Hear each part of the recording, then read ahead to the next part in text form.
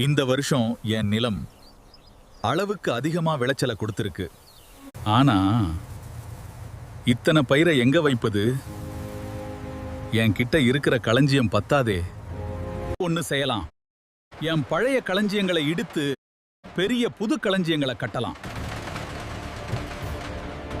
என் எல்லா பயிரையும் புது களஞ்சியத்துல சேர்த்து வைக்கலாம்.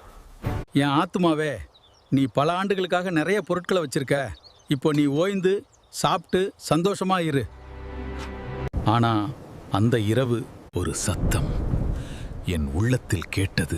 முட்டாளே, இன்று இரவே உன் ஆத்துமா எடுத்துக்கொள்ளப்படும். அப்போ நான் உணர்ந்தேன், நான் சேமித்தது எல்லாம் என்னோடு வராது. நான் உலகத்திற்காக செல்வம் சேர்த்தேன், ஆனால் நித்திய ஜீவனுக்காக ஒன்றும் சேர்க்கவில்லை.